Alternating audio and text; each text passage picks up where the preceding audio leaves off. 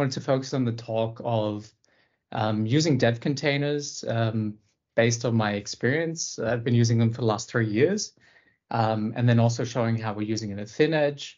And then I've also created a example repository where we can look at maybe a few finer points and really hammer home why this is an absolute fantastic feature. So, but before talking about dev containers, maybe talk about the current kind of modern, like the state of modern development. What does that mean? You know, what are the requirements? So I haven't done any flashy slides because I'm not a big fan of them. So I'm just going to go through and present as I go.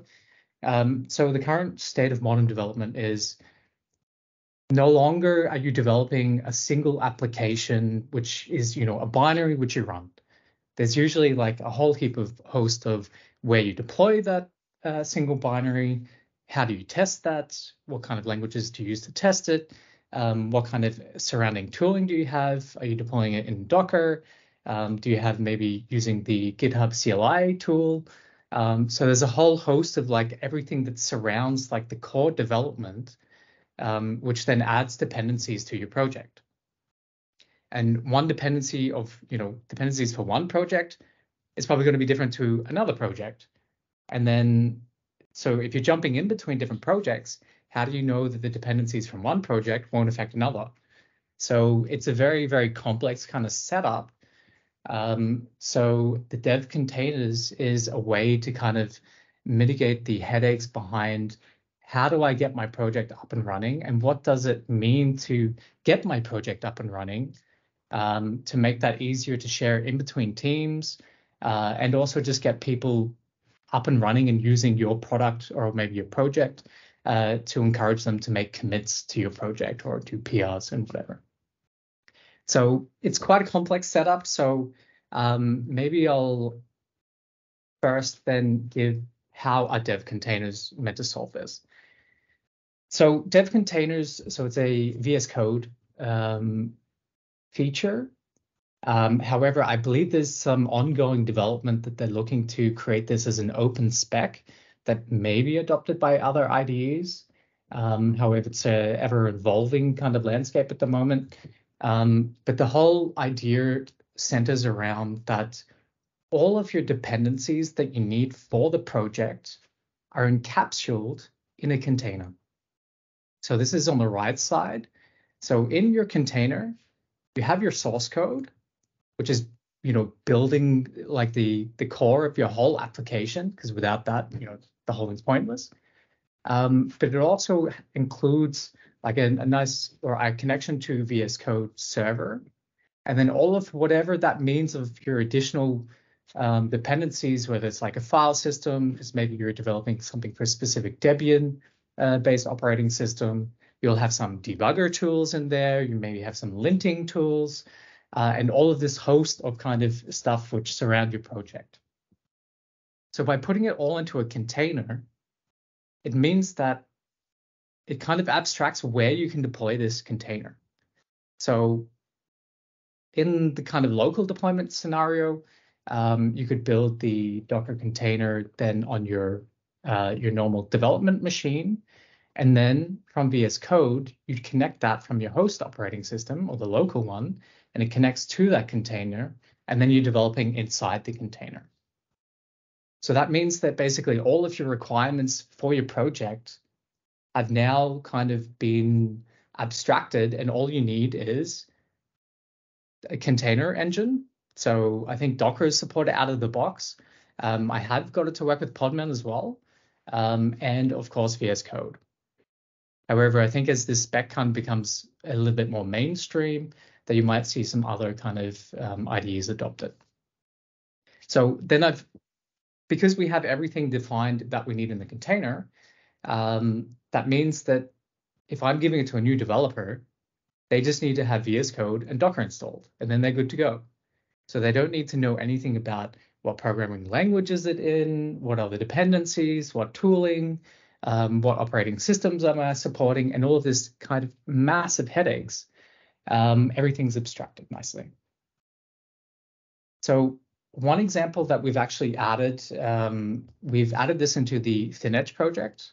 So for those who don't know, so ThinEdge is an open source agent framework that we're developing to basically abstract different cloud platforms there to connect ThinEdge devices then to the cloud. So predominantly Cumulocity, but also AWS and Azure. So for this project, because we're an open source project, we want people to be able to contribute to the project. So in our project, if we have a bunch of dependencies, then we're probably going to have a massive, README that says, how do you get up and started in your project? How can I even do a PR? So by having a dev container, it simplifies this whole process. So how does that look in our project? So a dev container, it just requires a folder called dev container. Inside that has, so there's a few different ways you can construct it. So the entry point for the whole thing is basically this dev container JSON file. This basically dictates what do I use to build my container image. So for this instance, we're actually using a Docker Compose. So it references a Docker Compose file, which is here. Then inside the Docker Compose file, we're then referencing, hey, please build this image from the Docker file. So let's have a look at the Docker file. And here we see a very classic kind of Docker setup that we're using some kind of base image, and then we're installing some APT stuff, so stuff that we need for development. So you can see that we're installing Python, systemd even, because we have a bit of a special case there. And then also some additional utilities, because we use the gh command, so the GitHub CLI command. We're installing Docker in Docker, or technically doing Docker from Docker, installing Node, and a whole host of things. So you can see it's a very complex setup that defines our project. However, since we have everything defined here, the experience for people to get up and going is very, very simple. So all they need to do is basically clone the project, open it up in VSCode, and then it'll prompt, hey, do you want to open up in a dev container? So I have another demo project, which I'll show this a little bit simpler because it's a bit easier to kind of demonstrate. But I'll just show once I've opened up the project in the dev container, and just get my window up. There we go. So at the moment, I'm connected inside my dev container. How can I tell that? Because at the bottom left-hand corner, it says that I'm inside the dev container in ThinEdge.io, and I'm using CodeLeamer.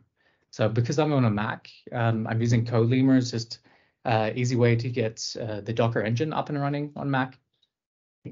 So for your different kind of environments, you can do it in WSL too. You can have native Docker running in there, or if you're on Linux, you can just run Docker engine natively. So that's basically to show all of the kind of, so once I'm inside my container, then I'm inside an environment which is defined, by all of the definition inside my container. So if I just look at the operating system, so because I'm running on a Mac, it's not showing me a Mac operating system. Here it's showing me that I'm on a Debian 11 Bullseye system. So that's because that's what I've defined in my dev container, that I want a Bullseye variant of the Debian operating system. So it means if we have a new programmer that comes in the team and they say, how do I get up and coding? They just need to clone it, and that's it. First time, yes, you need to wait for the Docker container to be built, because that is probably the longest step. However, it's a very simplistic. They can go get coffee in the meantime, and then 5 minutes later, they have an up and running then development system. So this is an immense time saver and reduces the onboarding process.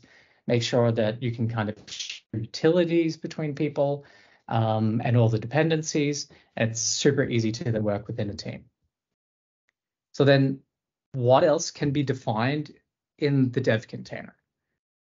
So the dev container is not just about the explicit dependencies that, I need Rust installed or Python to run my integration tests and whatever. It's actually a lot more than that, because along with the project, I probably want some tooling. So you can actually control what extensions you want inside the dev container by specifying them part of the dev container JSON file. So for example, for Rust in VSCode development, we have a lot of like the extensions. So we can debug in Rust. We have the linting, the cargo helpers, and whatever. We have some source code management plugins like Git Lens. We have the GitHub extensions, so I can actually manage and see tickets from inside here. I can see pull requests and everything. That's all part of my definition. So once I've added into there, then all of the developers get this as well. So it makes a really good cohesion within your team to get up and running in a new project. Not only extensions are available to be configured, but you can also then control VS Code settings. So for example, you can imagine if we want to install Python, then some of the plugins, so they function, need to know where Python is. So you can control all of those settings also from this file. So it makes for a very, very powerful setup. And even in the thin edge development, because we wanted to simulate a real device, we actually wanted systemd running inside the container as well, which is a little bit of a weird thing to get up and running natively with Docker, but we managed to achieve that. So you can actually even use systemd within the container. So for all essential purposes, it's a device now. So I could install ThinEdge on this device as well, and then use that to debug any kind of systemd related things that we need to interact with or whatever. But maybe to kind of simplify that a little bit, I'll take a step back and go to a demo project that I created. And I'll start from the very beginning to say, how do I clone it and everything. So if I did that with ThinEdge project, it will take me a little bit longer to build because there's more dependencies, and that would just take longer for demonstration purposes. So if I just bring up here. So here on GitHub, I create a demo project. Now I wanted to check out this project now. So I kind of like the GH command, so I'm going to use the GitHub CLI command.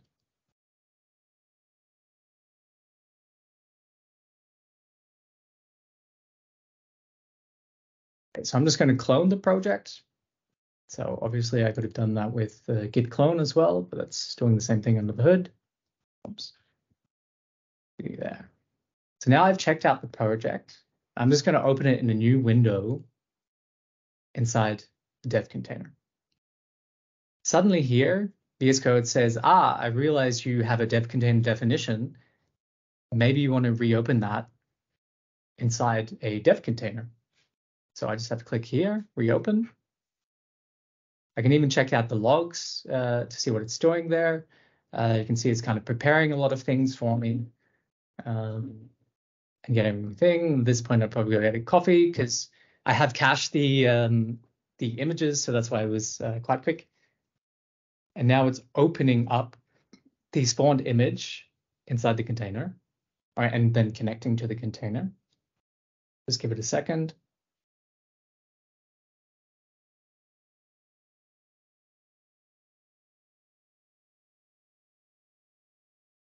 In the meantime, I can kind of look at the container definition. And you might see here, there's just a JSON file here. So that is quite a lot of magic, which is very, very cool. Just to add that. So now I'm done. I can see that I'm connected to the dev container now, and I can bring up a terminal. And I'm in the operating system. So I'm in a isolated environment. Oops, sorry, OS. Again, I've chosen a Debian 11 kind of system. And everything that I do here is totally isolated to the host operating system. So I can do apt get installs. I can then destroy files and whatever. It's all isolated, obviously apart from the source files. However, you usually don't want to destructively do anything to them. And in the end, you can just do another git clone, and then you'll have all the files back. So now, what's in this definition file? So this is part of the newer features of VS Code containers, that you can actually compose a container. So you can use a base image where you just say, hey, I want Go and Bullseye. However, because in my setup, I wanted to say, well, I want to produce a really easy application written in Go, which is just a hello world application. But part of the requirements, because we're kind of cloud first thinking, I want to make sure I can build a container, which which has my application in it. Then I want to make it available because maybe some people who don't have Kubernetes set up want to do Docker Compose. I want to get everything working Docker Compose. But then the customer says, well, I want a Helm chart. So I can build the Helm chart. And let's say I want to deploy this to maybe like a single node Kubernetes cluster or a Minikube or something. So I can test it, so we can see whether it works well in a kind of Kubernetes environment. So what did I have to do to add all of those dependencies? Those lines. So if I want Kubernetes, so Minikube running Helm and kubectl, I just had to add that. Oops. This line. That's it. If I wanted to manage the Kubernetes cluster, so using K9s, I just had to do that. I didn't have to do I didn't even have to build my own Docker image. I could have and done the whole same thing. But this feature thing makes things kind of composable. So you can kind of join things together and say, hey, what about Docker and Docker? I want to have that. Sure. It's just as easy adding that in. So let's show off a few of these features so it's just not me saying everything works. So first of all, I've installed the Docker plugin for VS Code. So I spun this up from it. I didn't have to install anything. Everything's automatically there for me. I can see that I have some containers running. You might notice for those people who know a bit about Minikube, so I can see, there's actually a container running Minikube. I can run commands here in Docker PS. I can see that that's running. Now this is, because we're running Docker and Docker, this is not affecting my host system. So if I run Docker PS on my host system, I don't see any of these containers. So that means you have isolation in between projects, which is really, really cool. And you can kind of then keep everything separate. And if you don't need it, you stop it. And that's not using any host resources. You don't have a massive kind of cleanup action because you have, 50 containers kind of stopped. And then you kind of need to see, what's relevant anymore. Everything's related to this project is kept in a nice little bundle. So let's start it off by, I have a few make tasks, and let's have a look at our application. So this Hello World application, all it's doing is every second printing out Hello World. So I've done a make start, and that's starting the application then locally. You can see here, and I missed it, so it's too slow. It prompted already that's saying, hey, wait a second, there's a local port available. Do you want to forward that? Yes, I would like to forward that. So I think I can just go here. And part of my Hello World application is actually a HTTP server, which provides Hello World. So basically the same on the output, where it's just changing the timestamp and printing Hello World.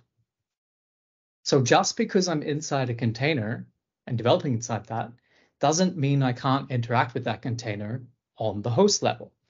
So usually if you write an application, there might be some kind of HTTP interface or whatever, or like a website that you want to kind of present. Everything is still locally available. So you don't have a downside that you can't, because you're working in an isolated environment, you don't have anything that you can connect to. So you still get all of that because VS Code does the automatic port forwarding.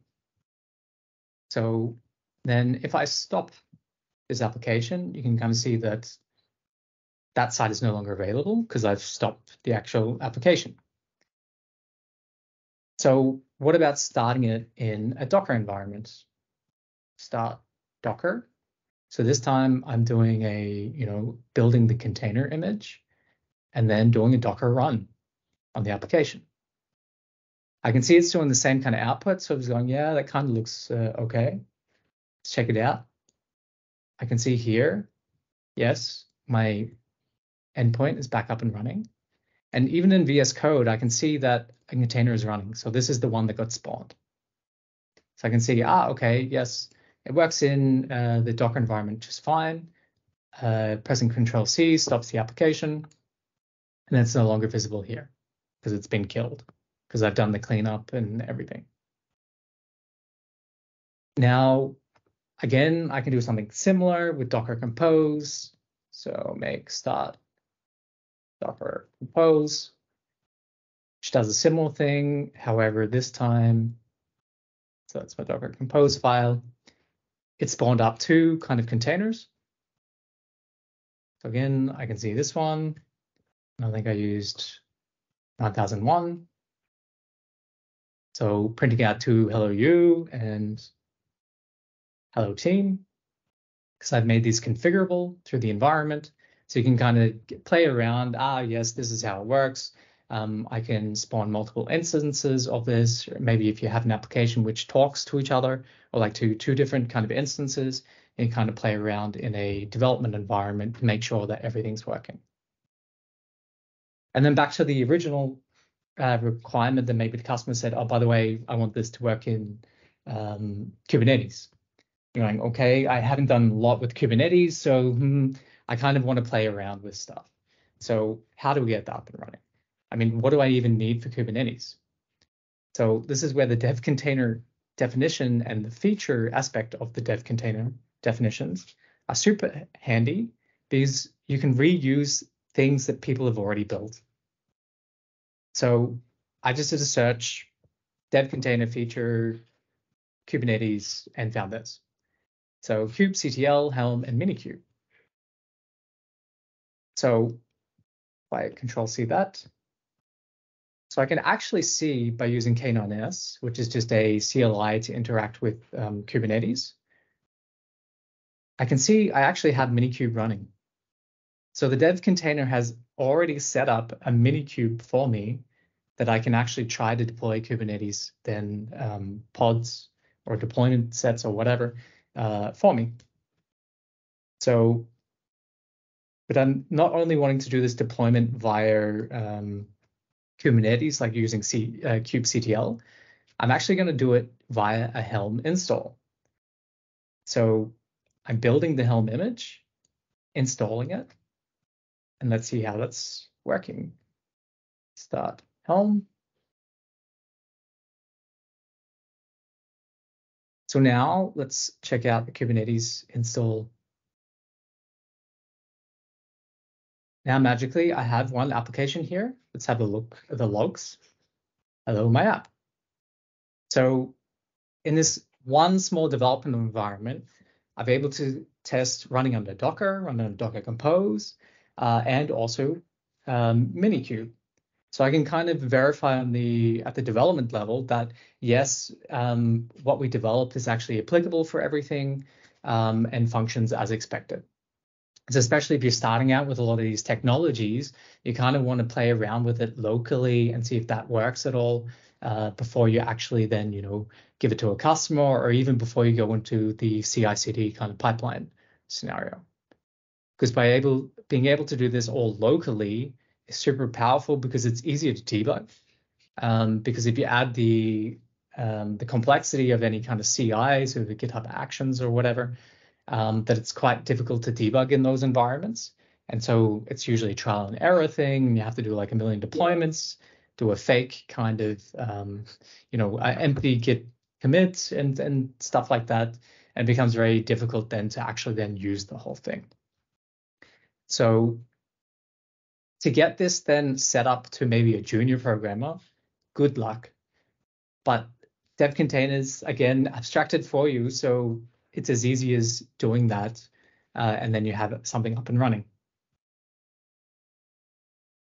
Now there's an additional feature. So because the dev containers, I think it's probably about 3-4 years old, 3-4 years old now. But it was all kind of the start when, Microsoft bought GitHub, and then they kind of started to do these remote connection kind of plugins like this dev container, like the SSH kind of plugin. But it was all leading to this moment where you can do the whole thing from the cloud. So this is in my browser. This is not VS Code, so let's do that. This is running in Chrome. This is the same project, purely from the browser. GitHub has a function called, or like a newish feature called code spaces. And if we go back to project, where like here, you can go local, or you can actually clone the whole project in CodeSpace. Because now that Microsoft are, since quite a few years, own GitHub, they're going, well, why don't we offer being able to spawn a container image and then let people connect to it? Because you can even then test out kind of code and play around with it even before you put it on your machine. So here, instead of cloning locally, it's done in code space. So here I've already started it. And then it builds a container image. So it takes a bit longer because I think you can select the image, and I think the default image is quite lightweight. So I think 2 CPUs and maybe 4 gigs RAM. But once you connect, it's exactly the same thing. So I can do make start. And I've had to, on my machine, install nothing. And this is even more mind-blowing. The local port forwarding also works. So when I say local port forwarding, local in the perspective from your remote instance. So you can see this still ticking over, because this is port forwarded from my local, or not from my hosted dev container instance, then into the cloud even further. So you actually have no kind of downsides here. Everything's kind of done remotely, without having to do anything on your machine. So this feature is quite new. It was in the beta phase for quite a long time. I used it every now and then. But it obviously does cost a little bit if you want to host your own kind of images and have pre-built images and all that kind of stuff. However, I kind of use it as a quick experimenting kind of setup, so I can see, maybe test something out before I really want to then clone it locally, maybe, or if I wanted to do an ad hoc PR and I didn't want to, do everything locally, I can quickly do it in the cloud, do a few changes, test it out if it works, and then submit my PR, all from a web browser, which is pretty amazing. And so everything works, like K9s, so I can check what the Kubernetes cluster is doing. Like, that is absolutely amazing. So everything functions the same. And again, with the same principle, I can see that I'm connected to a code space, because the bottom left, it no longer says dev container, it says code space. I can see I'm in the Chrome browser here. You can also connect locally. So I think on the dev container, you can say open in VS Code. I think you can also do like JetBrains, Gateway, etc. So you can actually establish the connection to the cloud hosted dev container locally, also in your browser, or sorry, in your local VS Code instance. And it has the same kind of setup. It feels very, very similar as a dev container. But here again, so I'm now in the VS Code instance, it'll say code spaces.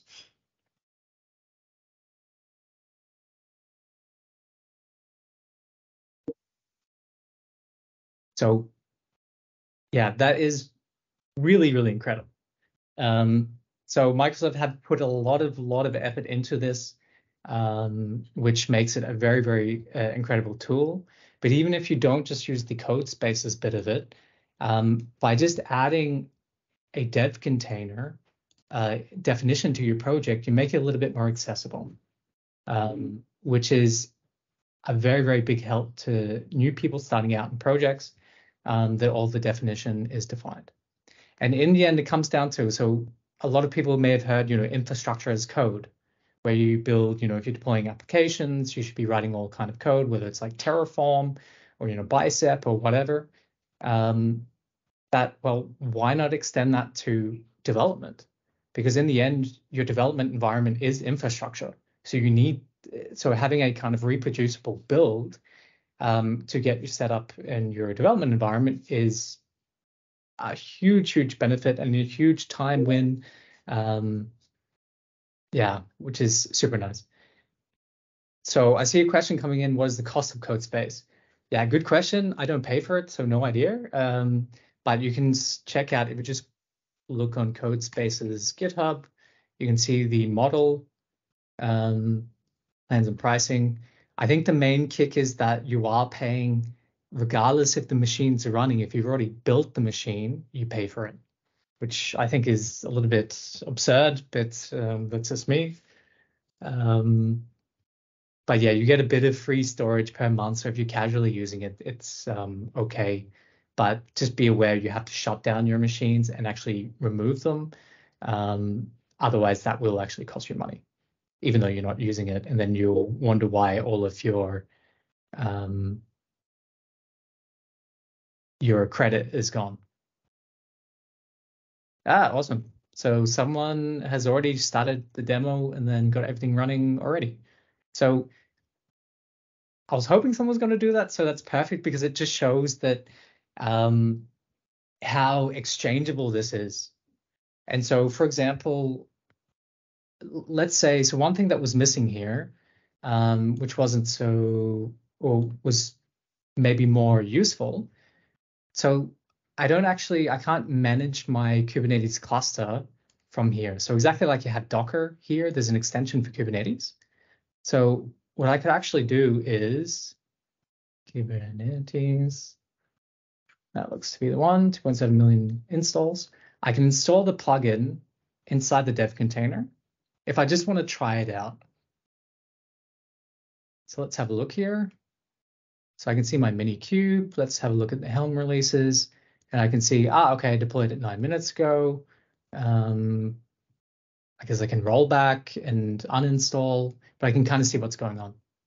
So if I were to say, you know what, this makes sense for my team, someone else in the team would find this useful, to share the kind of this, to say, hey, you know what, let's change the definition now.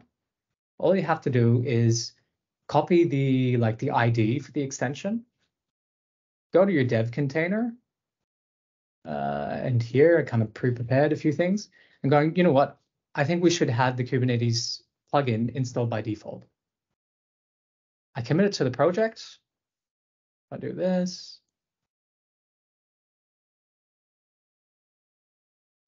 Dev add extension to dev container. I push that. Now someone who clones the project will also get that.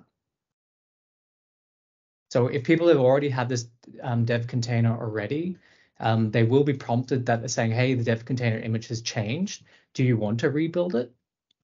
So I'm hoping this will happen. So let's do a git pull. And we'll go, hey, something's changed now. Cool, let's rebuild. And then that will have magically the new extension once everything gets set up. Yeah, so this kind of works in the cloud or locally. So obviously the local option is cheaper because you can just run it on your machines. But that's enough of a benefit, because in this day and age, every developer has a different setup.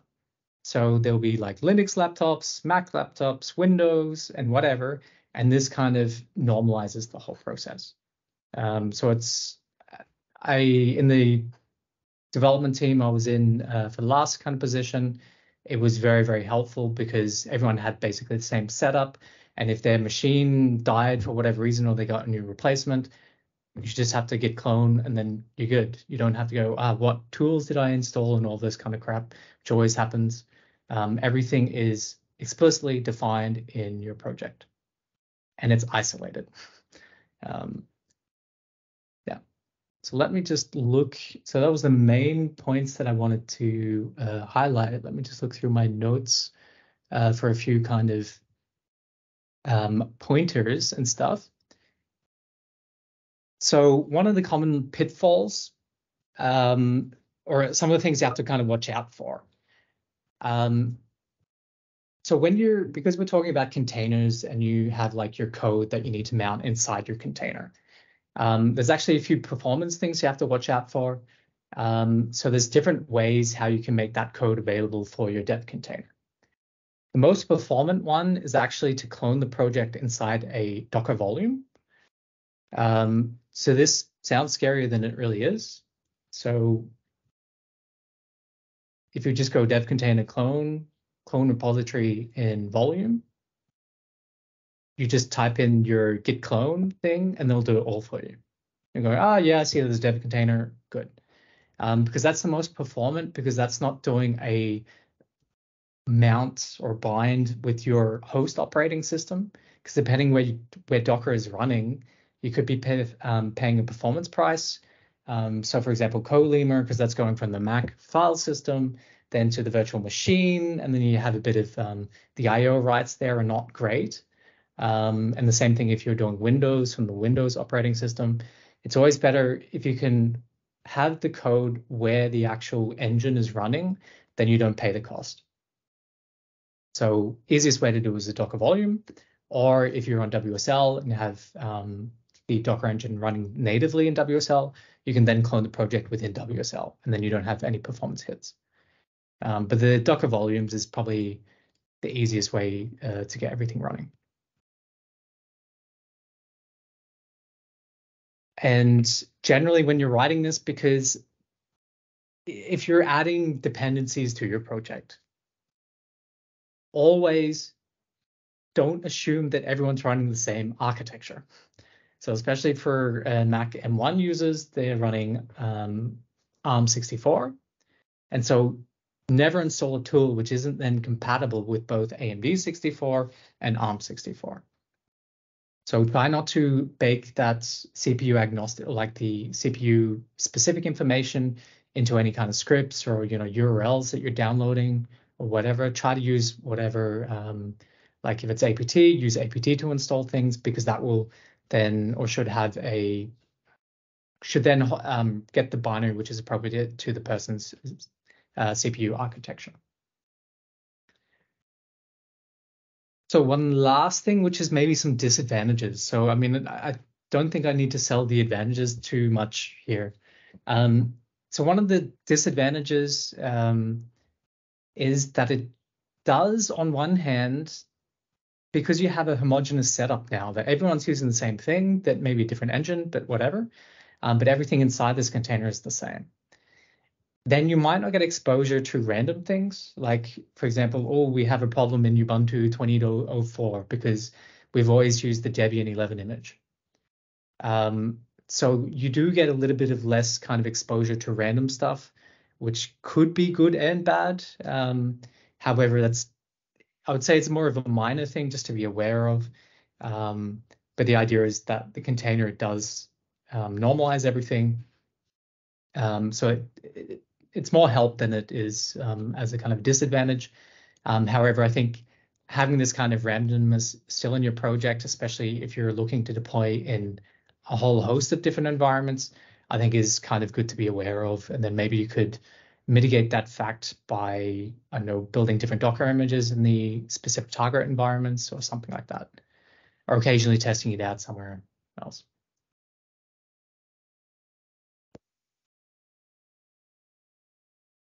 So then I would like to open up the Q&A because I'm sure there's probably a lot of questions.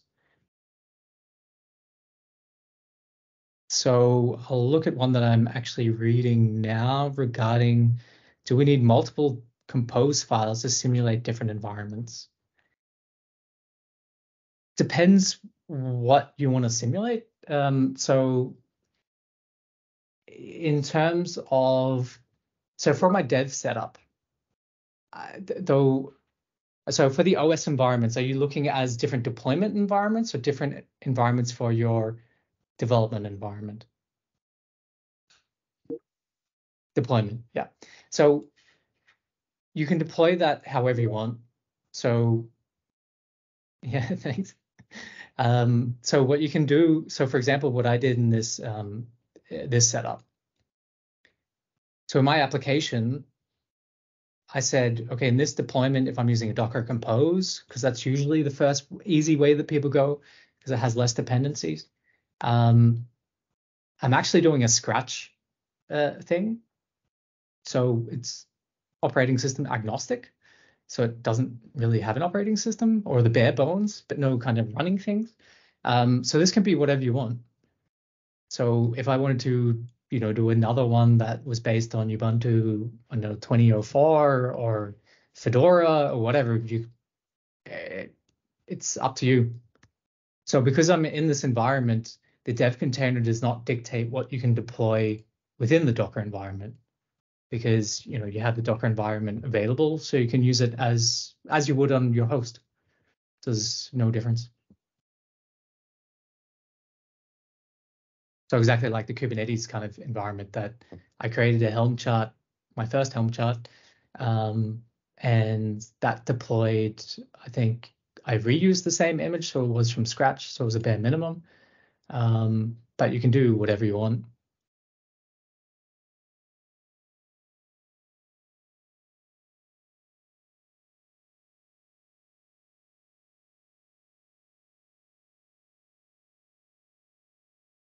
Okay, any other questions?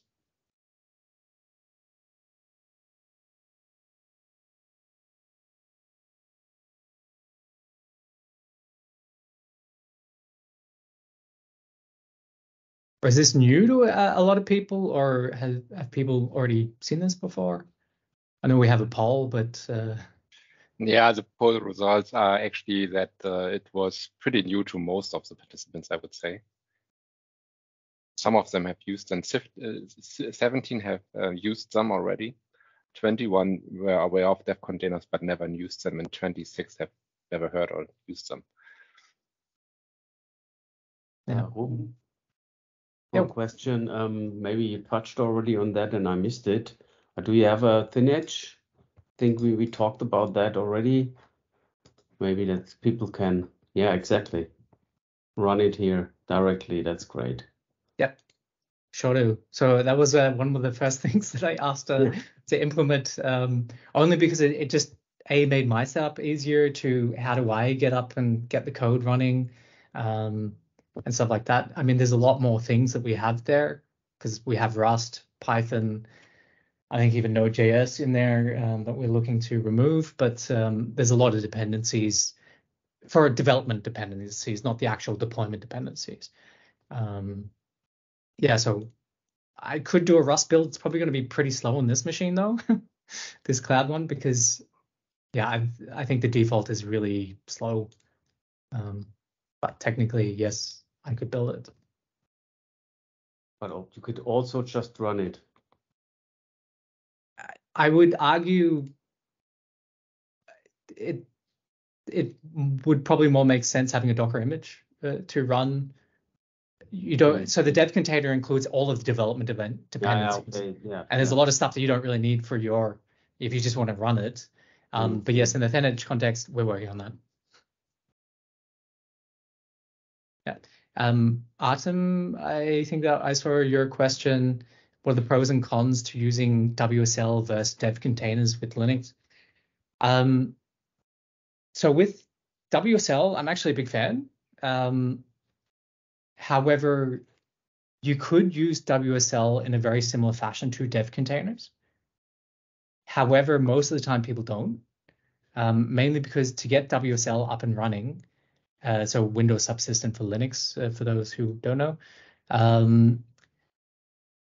However, usually it's kind of like a operating system which is living for a very long time, and then you collect crap in the end. So to reset that environment is quite difficult. We'd have to delete it and then create a new instance. And there's something that you can't really automate that well. You can to a degree, but the Dockerization allows that level of automation to work out of the box. But yes, if you're talking about if you're on Windows, where should you have your Docker engine? WSL, hands down. Forget Rancher, forget Docker Desktop. Just run the native thing in WSL. Be done with it. There's no need to have Rancher or anything like that. I'm allergic to desktop related stuff, so you can run everything natively on WSL. So the Docker CE, the community edition.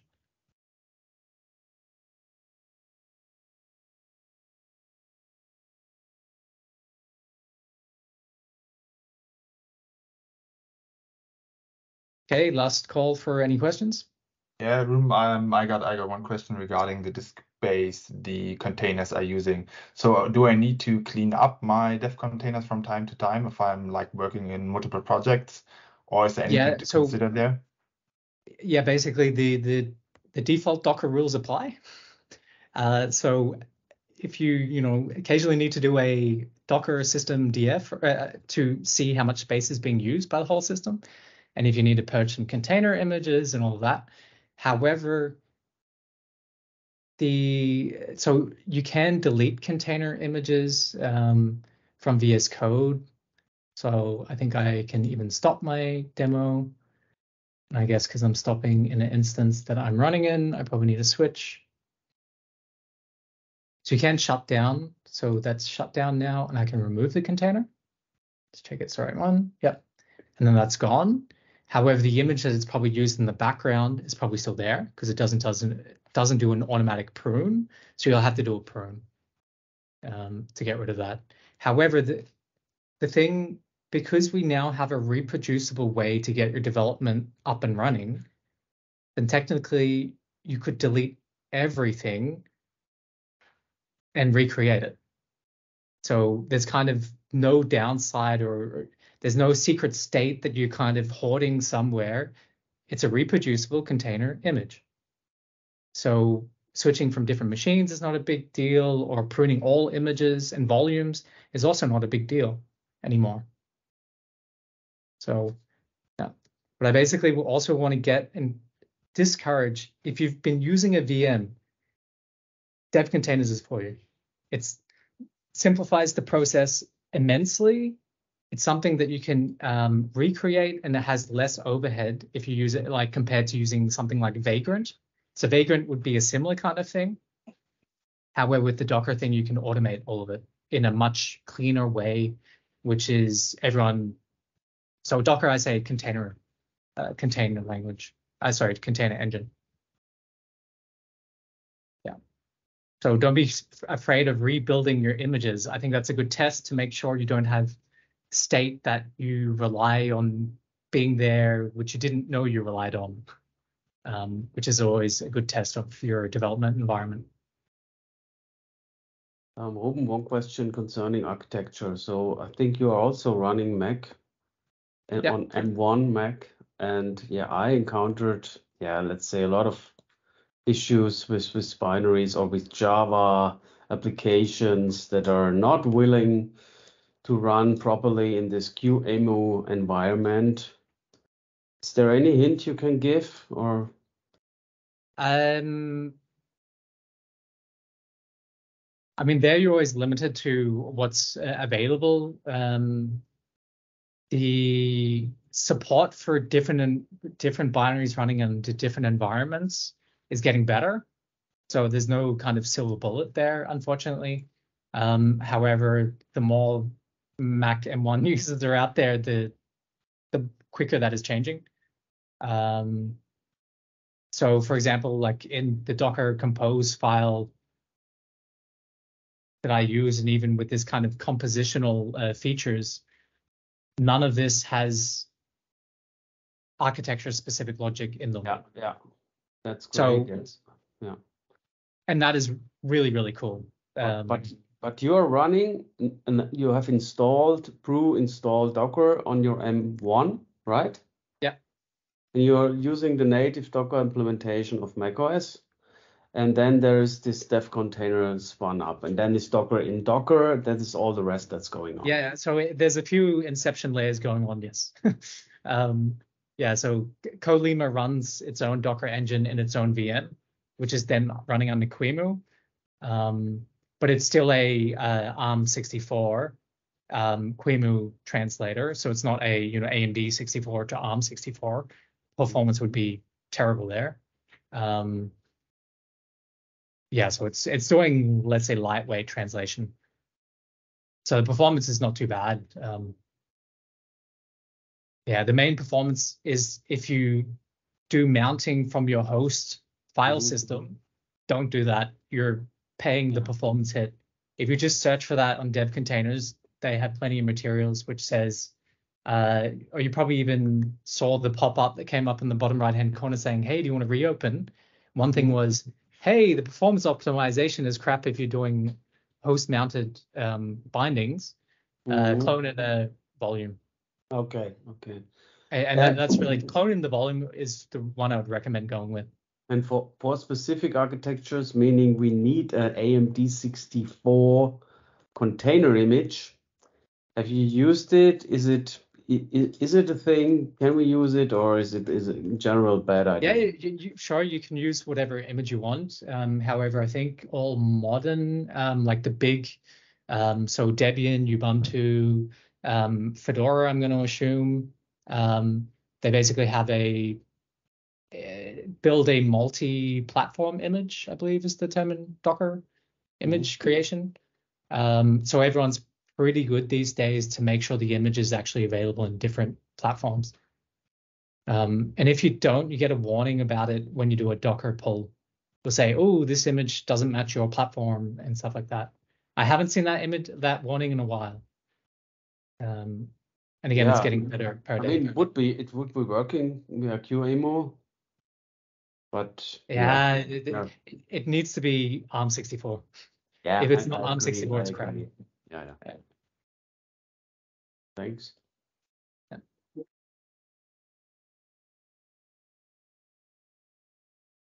So I'm reading one from Dirk.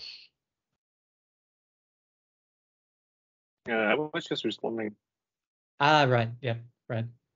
Yeah, exactly. So there's nothing really to export. I mean, it's a definition file. So you can definitely, and that's why the features was also a little bit new to me. That is kind of like the icing on the cake with dev containers. Because typically, the dev containers for me were quite long, that you have to do a whole apt get install, set up Docker yourself and all this kind of stuff. But having this abstraction of features, so you might notice here as well that you can kind of see what's probably officially from dev containers like Microsoft, but I think you can host your own as well. So I'm assuming you could just have a look at what they do, and you could even create your own features that, I don't know, install Go CLI or something like that, to make it a little bit more composable for other people. So the Docker in Docker was fantastic. I didn't need to do anything with, mounting Docker volumes and all that crap.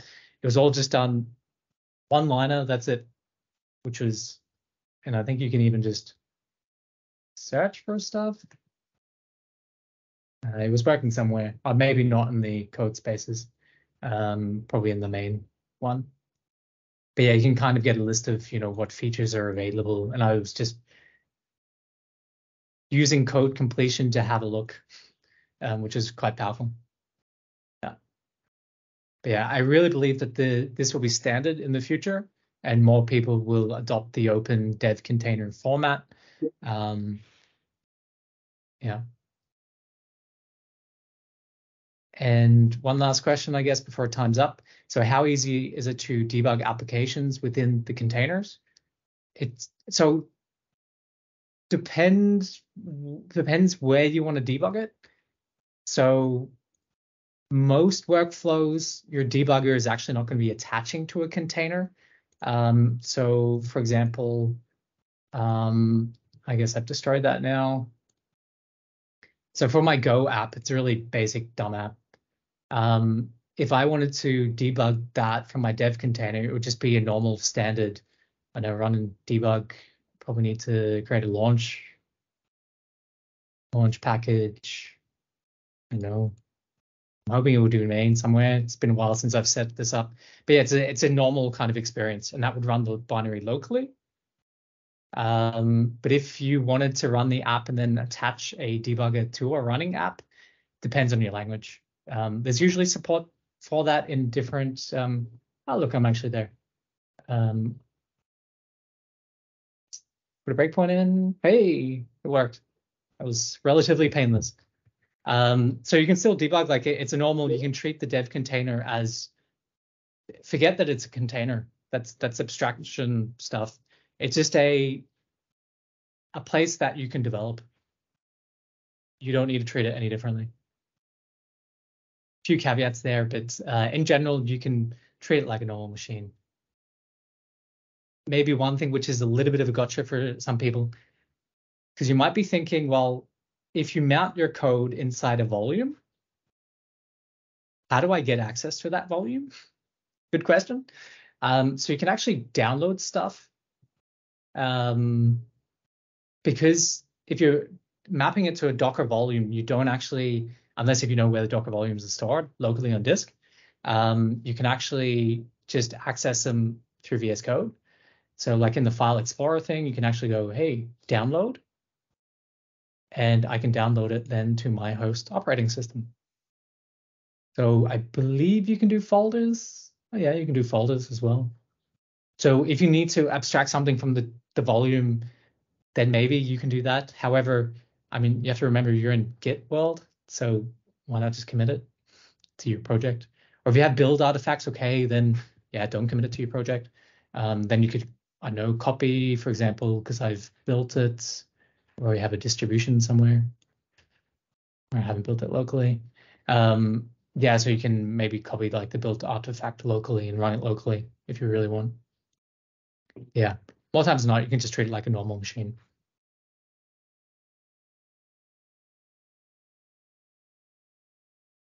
Thank you very much, Ruben. Time is up. This was a really helpful session. Thank you everybody for attending, and hope to see you all guys in